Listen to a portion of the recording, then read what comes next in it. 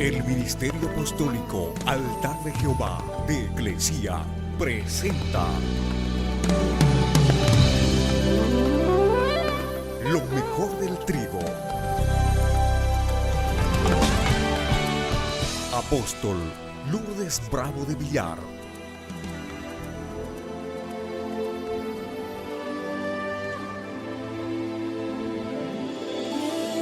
Vamos a estudiar acerca de un privilegio de una tribu. El privilegio de una tribu está en el Evangelio de Mateo, capítulo 2, verso del 1 al 4. Después de nacer Jesús en Belén de Judea, en la época del rey Herodes, he aquí unos magos del oriente llegaron a Jerusalén preguntando: ¿dónde está el rey de los judíos que ha nacido? Porque vimos su estrella en el oriente y hemos venido a adorarle. Cuando lo oyó el rey Herodes, se turbó, se desconcertó, y todo el pueblo, toda Jerusalén con él. Entonces, reuniendo a los principales sacerdotes y escribas del pueblo, indagó, investigó, averiguó de ellos dónde había de nacer el Cristo. Y ellos le dijeron: en Belén de Judea, porque así está escrito por el profeta: y tú, Belén, de la tierra de Judá, de ningún modo eres la más pequeña entre los príncipes de Judá, porque de ti saldrá un gobernante que pastoreará mi pueblo Israel. Entonces Herodes llamó a los magos en secreto y se cercioró, se aseguró de la boca de ellos del tiempo que había aparecido la estrella. Y enviándolos a Belén, dijo: vayan, busquen con diligencia, con prontitud al niño, y cuando lo encuentren, avísenme, comuníquenmelo, para que yo también vaya y le adore. ¿Qué es un privilegio? Un privilegio es una ventaja, una gracia, es un favor que goza una persona. En este caso, un privilegio es recibir el favor de Dios. Dios había anunciado que iba a mandar un Salvador al mundo para librarnos de nuestros pecados. Y su llegada no solamente fue anunciada, también fue detallada en varias profecías que sería de la tribu de Judá. Génesis 49, del 8 al 10. Jacob está bendiciendo a sus hijos por tribu. Y le dice: a ti, Judá, le estaba hablando a su hijo, te alabarán tus hermanos. Tu mano en la cerviz de tus enemigos. Se inclinarán a ti los hijos de tu padre. ¿Cuántos hijos tenía Jacob? Y se iban a inclinar ante un descendiente de Judá, porque Dios le había dado el privilegio a Judá de ser la tribu principal, de ser la tribu de adoración y de ser la tribu de donde vendría el Salvador. Tus hermanos se van a inclinar a ti, porque eres un cachorro de león, Judá. De la presa, hijo mío, has subido, se agazapa, se echa como león o como leona. ¿Y quién lo despertará? El cetro, ¿cuál es el cetro? La vara de autoridad de un rey. El cetro no se apartará de Judá, ni la vara de gobernante de entre sus pies, hasta que venga Silo, ¿Quién es Silo? El Señor, Cristo el Señor, y a Él sea dada la obediencia de los pueblos. ¿Por qué era el principal? Porque de esa tribu vendría el Salvador. Por eso dice, hasta que venga Silo. Y a Él, a Silo, sea dada la obediencia de los pueblos. Jesús, siendo el deseado de las naciones, entró a este mundo casi desapercibido. Era el tiempo del censo, dice la Escritura, y Augusto César, el emperador, promulgó un edicto para que todo mundo sea empadronado en su lugar de origen. De esa manera fue que María y José llegaron a Belén con un embarazo a término. Y Jesús nació en Belén Efrata, que significa casa de pan. Una ciudad muy pequeña, pero situada en una zona fértil y con una historia bien larga. Fue en Belén Efrata que Raquel murió después de un parto difícil, al dar a luz a su hijo Benjamín. Y Jacob la enterró en Belén. Fue en Belén Efrata donde vivió Ruth, la nuera de Noemí, después que se casó con Boz. Fue en Belén Efrata, la ciudad de David, y de esa estirpe de la tribu de Judá, que vino el Mesías, tal como lo había dicho el profeta Miqueas. Hemos sido llamados a testificar que Cristo vino al mundo por los pecadores. Las buenas nuevas son el mensaje de salvación para el pecador, porque la gente necesita a Dios. La gente necesita encontrar paz y perdón. Y el cristiano que lo encontró, primero tiene la responsabilidad de compartir su fe con los perdidos. ¿Y dónde están los perdidos? Si Dios hubiera querido, hubiera enviado ángeles para predicar su evangelio, pero Él prefirió que el hombre lo hiciera.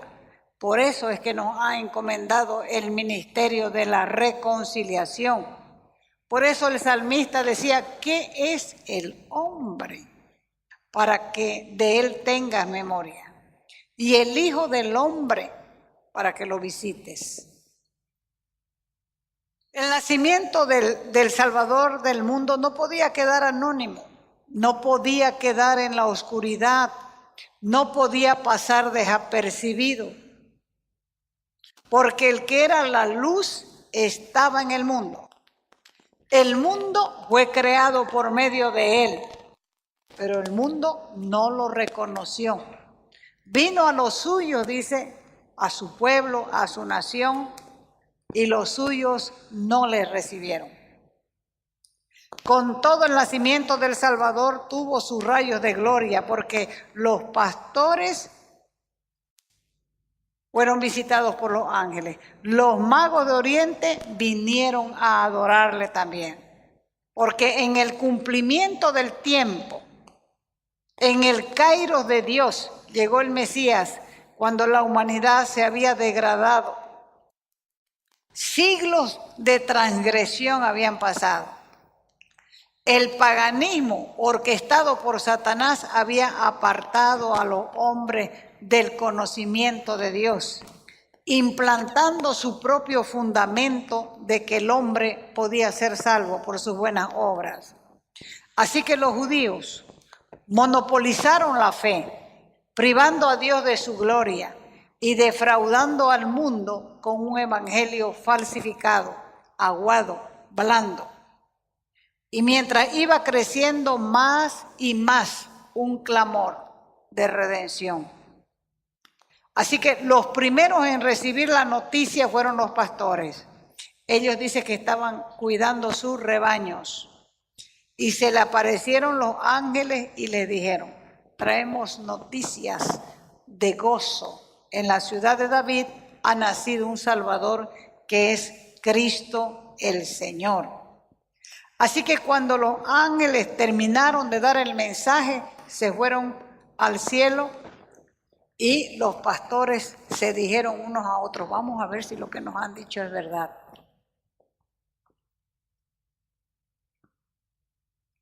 ¿Y qué hicieron? Se fueron a ver. ¿Y lo encontraron o no lo encontraron? Lo encontraron.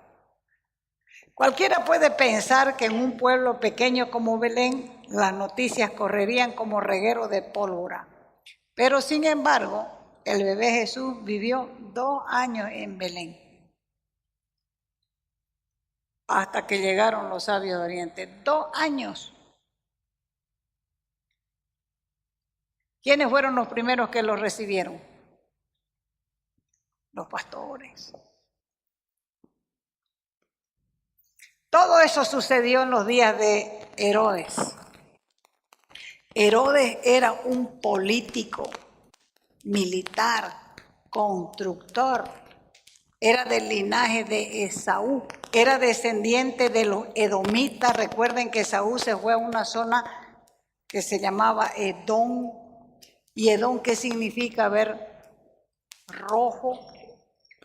Gobernó a Judea Herodes a nombre del poder romano, pero el pueblo nunca lo consideró judío debido a su origen, porque era idumeo, y fue nombrado rey de Judea por Augusto Antonio, el emperador, que eran los jefes del Estado romano, y fue reconocido como cruel, como falso, un hombre sin conciencia. Intentó mejorar su imagen ante el pueblo judío y reconstruyó el templo de Jerusalén. Pero a pesar del título Herodes el Grande, ese es un nombre de honra, porque cuando dice uno Herodes el Grande, ¿qué se imagina? No se imagina un gigante, pero se imagina un hombre importante, ¿no es cierto? Fue honrado con ese nombre, pero fue conocido también por su crueldad. ¿Quiénes eran estos sabios que visitaron Judea? Se los llama en la escritura magos, pero eran sabios persas, instructores de reyes y también del pueblo. En Persia no se podía ofrecer ningún sacrificio si uno de los magos no estaba presente. Eran hombres distinguidos de alto rango porque pertenecían a la casta sacerdotal. Poseían riqueza, poseían conocimiento, conocían todo la administración de una nación. Y algunos como estos eran estudiosos de los cielos y las manifestaciones de la naturaleza. También estudiaban las escrituras hebreas, porque en su tierra se conservaban escritos proféticos que hablaban de la llegada de un rey divino. Y estos hombres bien pueden llamarse sabios porque ellos conocieron que la venida de un rey se acercaba y que todo el mundo iba a quedar lleno del conocimiento de la gloria de Jehová. Siguieron buscando, siguieron investigando y encontraron la profecía de Balaam, que decía, saldrá estrella de Jacob y se levantará el cetro de Judá. Y cuando apareció la estrella en el cielo, ellos quedaron impresionados y viajaron meses para encontrar a ese rey y adorarle. De la reina de Saba, Jesús dijo que ella se levantaría a juzgar al pueblo de Israel. Porque cuando ella supo de la sabiduría de Salomón, no escatimó esfuerzo. Se vino de Saba en barco. Fueron meses de travesía, porque en ese tiempo se navegaba a remo. Y esta reina llegó hasta Israel a comprobar la sabiduría de Salomón, el rey de Israel. De Abraham dice la Escritura que salió de su tierra por fe. Dios le dijo, deja tu parentela, deja tus parientes, porque tus parientes van a ser un atraso para tu vida espiritual. Deja tu parentela, deja tu pueblo también, y yo te voy a llevar a una tierra nueva. Y él salió, dice, de Ur de los Caldeos, con un llamamiento, sin saber siquiera a dónde iba, pero lleno de fe y de confianza, y por fe comenzó a caminar creyendo lo que había escuchado. El pueblo de Israel en el desierto seguía la nube. También lo hacía por fe, creyendo que esa nube los llevaría a la tierra prometida. De la misma manera que la reina de Saba, que Abraham, que el campamento de Israel en el desierto, de la misma manera, estos magos o sabios salieron de su nación por fe. El Evangelio de Mateo los designa como hombres honorables de la religión oriental, pero ellos salieron llevando los mejores regalos de su tierra. Ellos sabían que delante de un rey uno no se presenta sin regalo, y estaban plenamente convencidos de que eran guiados divinamente. Ahora, ¿qué debemos aprender de ellos?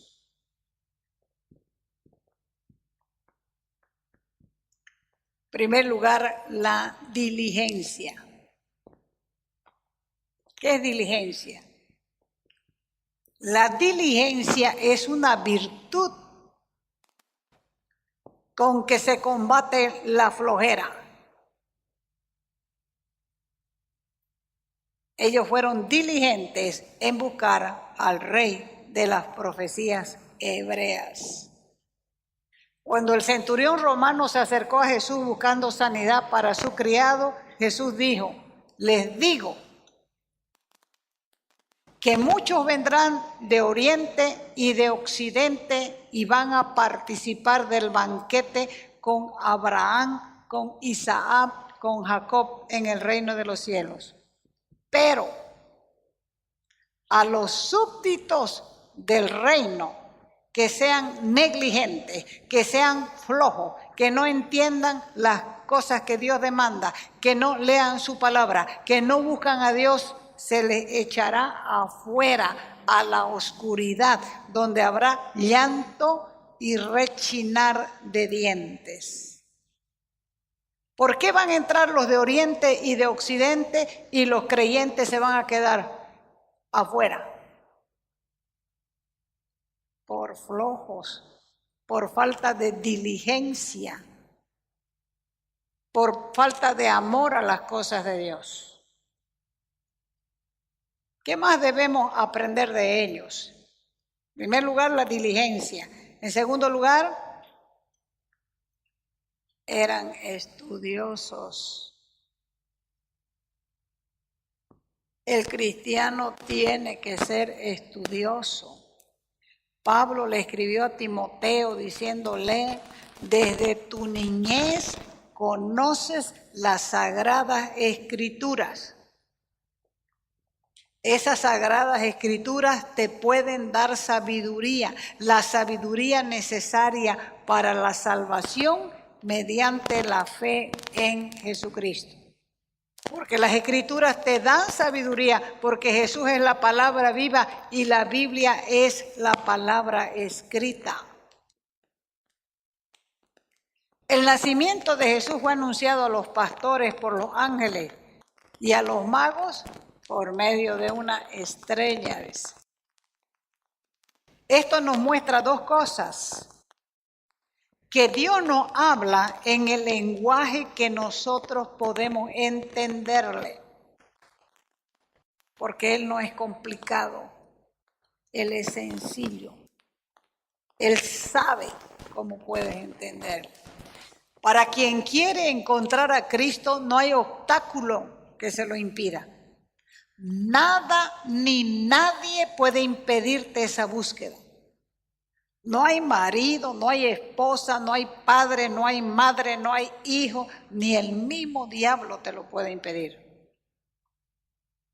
Mire que los magos consiguieron lo que se propusieron. Cuando llegaron a la tierra de Israel, la estrella se detuvo y después de un momento desapareció de su vista. ¿Qué podía pensar esta gente? Bueno, ¿qué ha pasado aquí? Estamos locos. ¿Y ahora qué vamos a hacer? Ellos apuraron el paso. Estaban impacientes y preguntaron en vano por todas partes. Se dirigieron al templo y en el templo no salían de su asombro. Y los que llegaron también estaban asombrados. No había nadie que supiese del nacimiento del rey. Los judíos consideraban a estos magos paganos y sin embargo estos ocupaban una posición mayor a los ojos de Dios sobre aquellos que profesaban ser el pueblo de Dios. Segunda de Pedro 1:19. Esto, decía Pedro, ha venido a confirmarnos la palabra de los profetas, a la cual ustedes hacen bien en prestar atención. Porque es como una lámpara que brilla en un lugar oscuro, hasta que despunte el día y salga el lucero de la mañana en sus corazones. En Mateo capítulo 2, el verso 3, dice que cuando oyó el rey Herodes lo que estaban buscando los sabios de Oriente o los magos de Oriente, se turbó, dice, se desconcertó y toda Jerusalén con él. Entonces fue que reunieron a todos los principales sacerdotes y los escribas del pueblo. Él indagó, investigó, averiguó de ellos dónde había de nacer el Cristo. Y ellos le dijeron, en Belén de Judea. Cuando en Jerusalén se enteraron de la llegada de los magos y de sus preguntas acerca del nacimiento del rey de los judíos, llegó el comentario hasta la corte de lo que estaban buscando estos hombres. Y en la corte hubo turbación, hubo pánico, hubo espanto, hubo sobresalto. No solamente en el palacio, sino en todo el pueblo y en el sacerdocio también. Todos se llenaron de temor, porque conocían lo malvado que era el rey Herodes. Ya él había hecho matar a su esposa Mariana, a su hijo Alejandro, a sus nietos. No tenía miramiento. El que le estorbaba lo mataba. Por eso es que todos estaban temblando de miedo. Los magos preguntaron, ¿dónde está el rey de los judíos que ha nacido? Nadie le daba razón, hasta que Herodes llamó a los escribas y dijeron, sin titubear, ellos respondieron, en Belén de Judea, en la casa de pan. Por eso es que Jesús es el pan de Dios que bajó del cielo y da vida al mundo. Por eso es que Jesús es el pan que bajó del cielo y el que come de él no muere, dice Juan 6:50. Porque este pan es su carne que dio para que el mundo viva. Juan 6:51. Jesús es el pan que bajó del cielo. Los antepasados comieron maná y murieron. Pero el que come de este pan, decía Jesús, vivirá para siempre. Juan 6:58. Entonces, el honor de la ciudad de Belén estaba en la magnificencia de los príncipes que allí surgieron. Por eso dice la Escritura en el Salmo 87:16, el Señor anotará en el registro de los pueblos, nació en Sión. Entonces, ¿qué es lo que tenemos que apuntar nosotros? A que se haga un registro, nació en Trinidad. ¿Pero para qué es el registro? Para impactar la generación que nos toca vivir. Lo más importante del nacimiento del Salvador es que ocurrió. Y al ocurrir, esto afecta a tu vida. El Padre dio a su Hijo. ¿Por qué lo dio? ¿Por qué lo dio? Juan 3:16. Porque de tal manera amó Dios al mundo que dio a su Hijo unigénito, para que todo aquel que en Él crea no se pierda, mas tenga ¿qué? Vida eterna. El Hijo dio su gloria, se volvió siervo obediente y dio su vida siendo Dios, hecho hombre.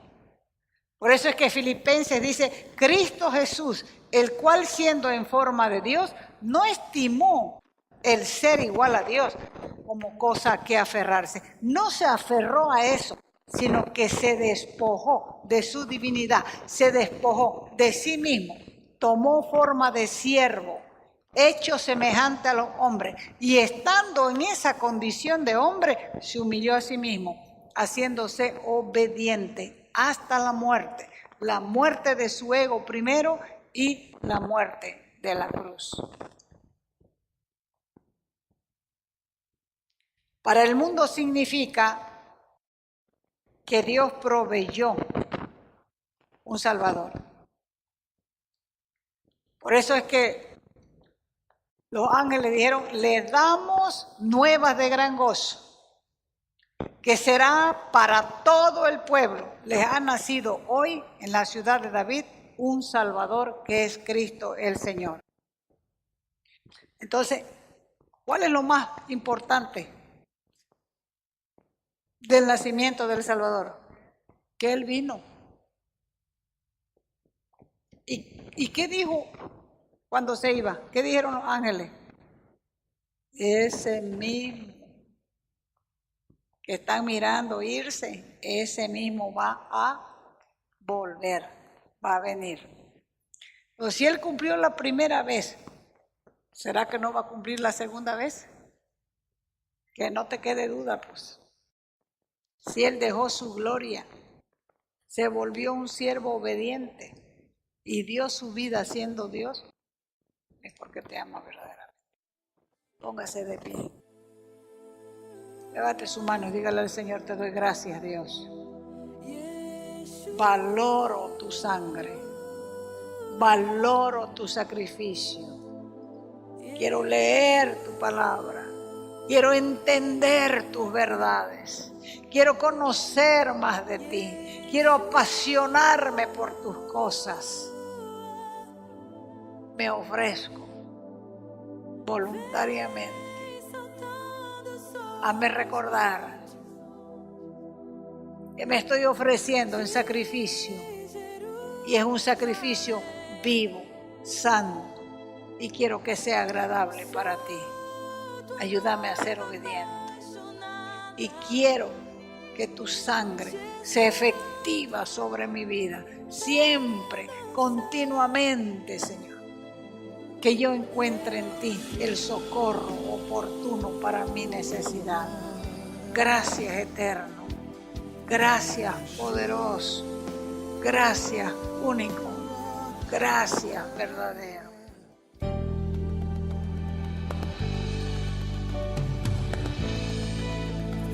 Te invitamos a nuestras conferencias los días viernes, sábados y domingos a las 20 horas. Y el domingo a las 10 de la mañana. Calle Nicolás Suárez, esquina Félix Pinto.